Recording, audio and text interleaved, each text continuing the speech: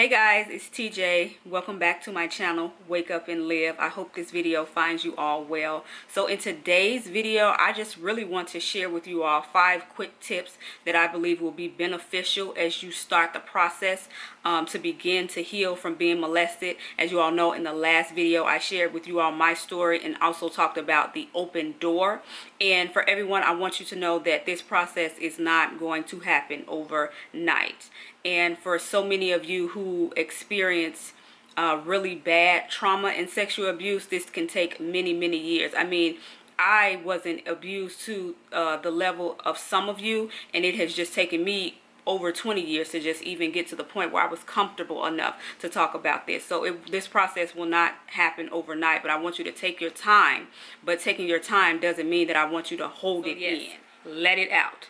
Do yourself a favor and set yourself free. And of course, this leads me into tip number 1, which is acknowledgement. You all, we have to get to the point where we are comfortable enough to acknowledge for ourselves and to ourselves that yes, I was molested. And you know, for some it may take time. As I stated before, you know, there are so many different levels of abuse. So this is a process and it will not happen overnight.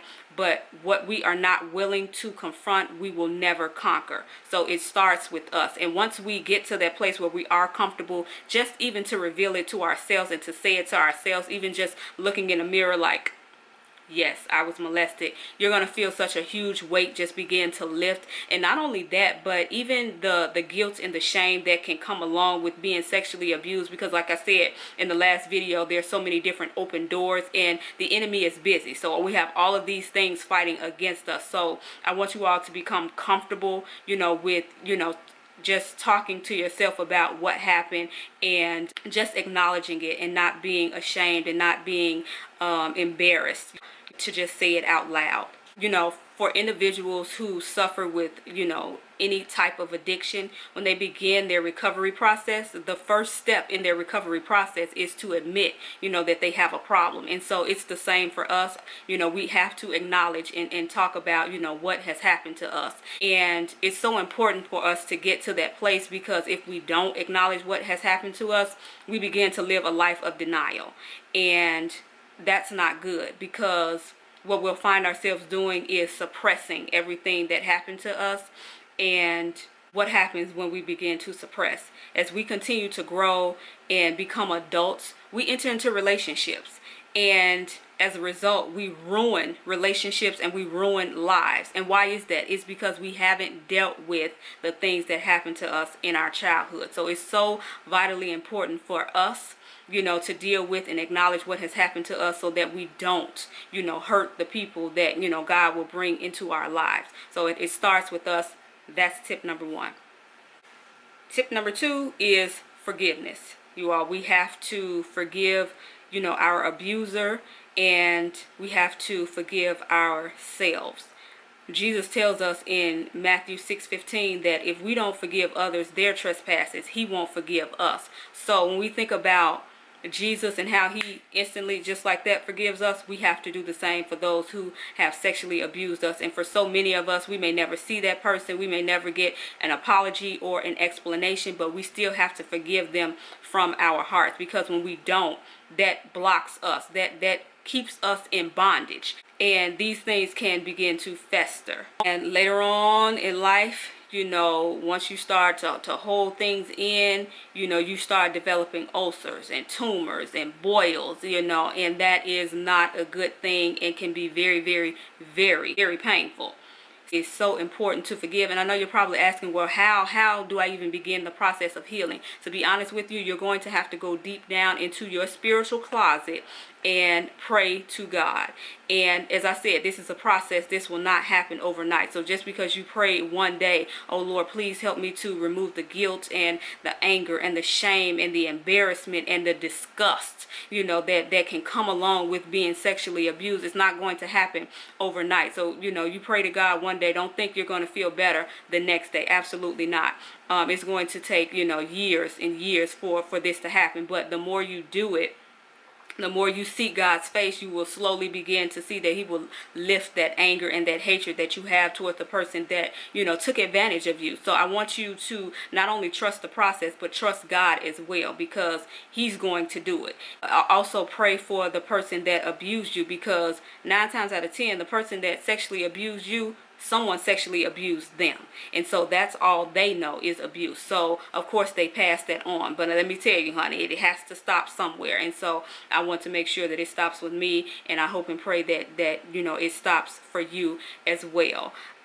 So forgiveness is a must, point blank, period. Okay. Tip number 3, talk to someone. If there is someone in your life that you can truly confide in, and I'm not talking about someone that will go back and tell and share your personal business, but someone that you can really trust, I would encourage you to confide in that person. For me, it has been my best friend and my sister, and just being able to share with them openly and honestly, it has just opened up a whole new world and a whole nother level of our friendship, because they've gone through some things too, and so just me opening up has allowed them to open up as well. So that is so vitally important, because people are waiting on you to share your story so that they can share their story. So it's so important for you to have someone to talk to. And of course, if you do not have a person in the physical realm to talk to, you can always talk to God. Now, I know this may seem crazy because God is invisible. We cannot see him. And you're probably thinking, well, how can I, have a relationship or talk to someone, if I can't see them? But the relationship with God is the best relationship that you can ever have. And I'm speaking as a witness, and it almost sounds crazy, because it's like, how can one have the most intimate relationship with someone who is invisible and yet not have a great relationship with individuals that we see on a daily basis? This is only found in God. It is amazing. I always like to encourage people to read the Gospels, to Matthew, Mark, Luke, and John, because in reading that's how you get to know, the nature and the character of God.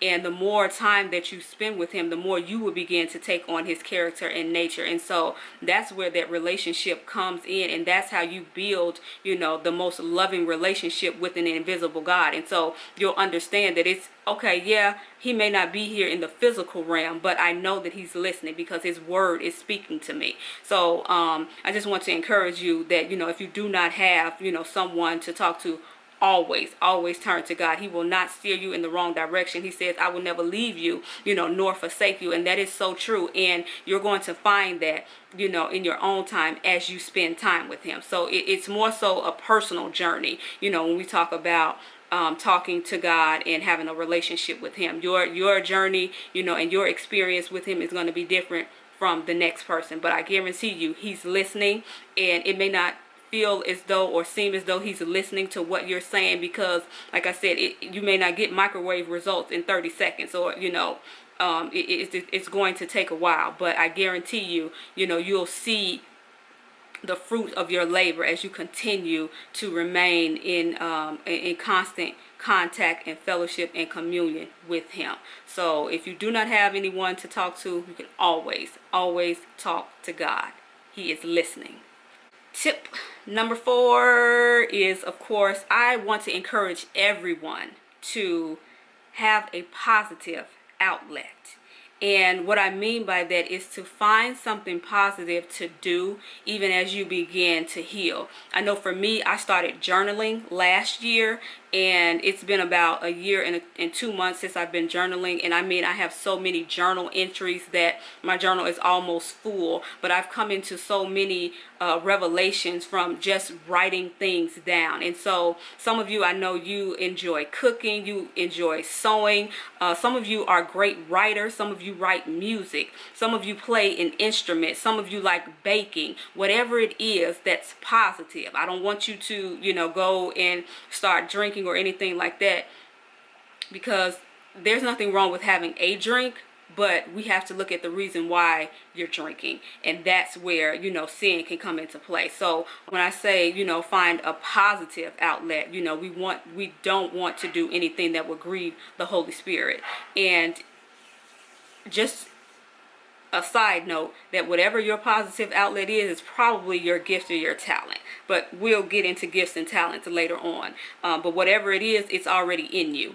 And whatever your positive outlet is, you know, you'll have that. But I would also encourage you to journal as well, as I have been journaling, because it has just been giving me so much comfort, and I've come into so many different revelations, and that's going to happen for you as well. As you begin to journal and write things down, you're going to be able to go back in time. You're going to be able to go back into your childhood and be able and put two and two together to know why you had certain habits and why you were doing certain things. I know for me, I used to suck my fingers, these two fingers right here. You all, I didn't get braces until I was in college. And my mom said I actually started sucking my fingers in the womb. So she was possibly, you know, in distress while she was pregnant with me.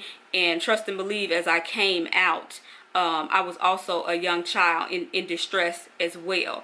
And I know personally that my father passed away when I was really young, and so I really didn't grieve his death, but I still sucked my fingers, you know, well into adulthood. And so you're going to be able to go back and say, oh, well, that's why I used to pee in the bed. Or, you know, that's why you know, some people pick their lips, some people bite their fingernails, some people rock back and forth. All of these are factors that play into, you know, what's really going on behind the scenes. If a child is peeing in the bed, something is not going well in that household. Either they have parents that are toxic, or it could be that their parents are always yelling at them. There is something that's going on that's causing stress and tension in the child, and it's coming out in urine form. So these are the things that you're going to be able to go back and put two and two together for yourself in your own childhood. You'll be like, oh my gosh, you know, just allow whatever positive outlet to help you heal, you know, through this process. And I guarantee you journaling is really, really good.